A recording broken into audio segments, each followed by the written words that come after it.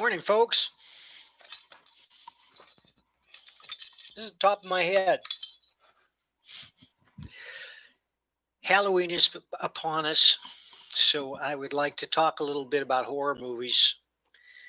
Everybody watching this video loves horror movies. I don't know why that is. I think that we get a frisson of satisfaction by experiencing extreme fear while knowing that we're not in any real danger. Uh, when I was 6 years old, my older sister Ellen Jo took me to see the horror of Dracula. I couldn't sleep for about 2 years. Um, I recently reminded her about this, and she couldn't recall it at all. But we've always loved horror movies.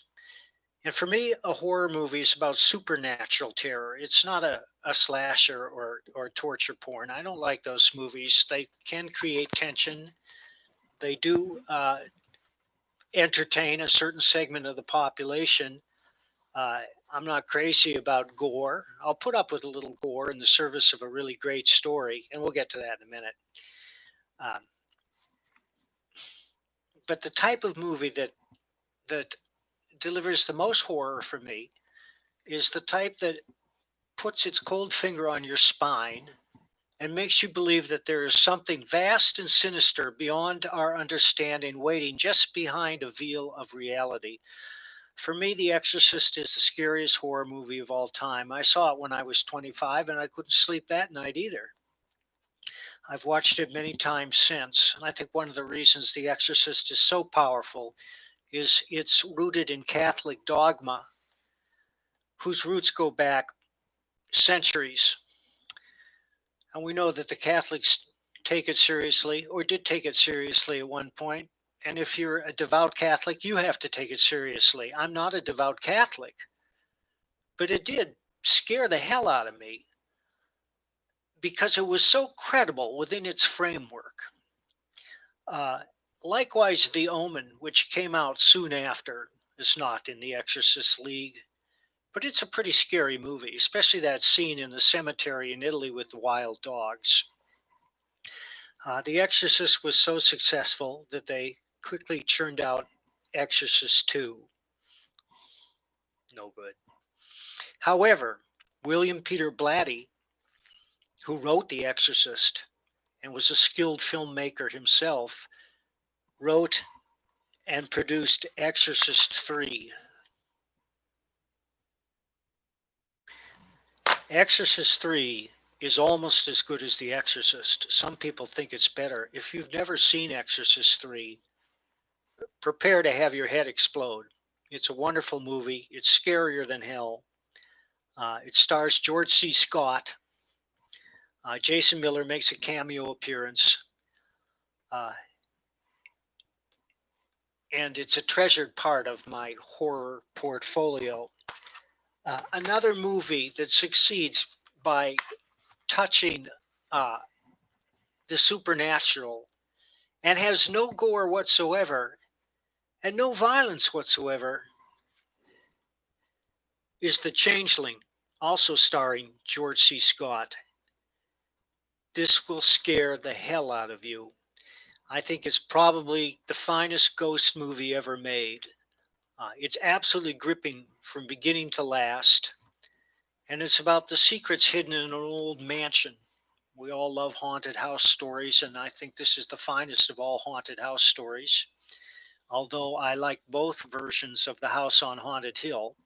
And I'd be remiss if I didn't mention The Haunting, a black and white film from the 60s, based on a Shirley Jackson story, which will terrify you without a single scene of violence and hardly anything spooky that appears on the screen. It terrifies you with the story and the sound. And this is one advantage that films have over novels. The two best mediums for horror are novels and cinema, because in a novel, you can create a world with words that will convince your reader that they are experiencing the supernatural.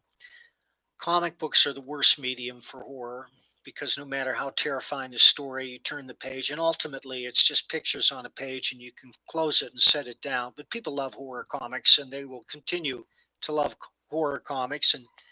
and people will continue to produce them. I did one. Here it is. It's pretty scary. Give me a holler if you want a copy. Now, I'm not sure that The Silence of the Lambs is strictly a horror movie, although I treat it as such, because it's about, there's no supernatural element. But never have you encountered a personality like Hannibal Lecter.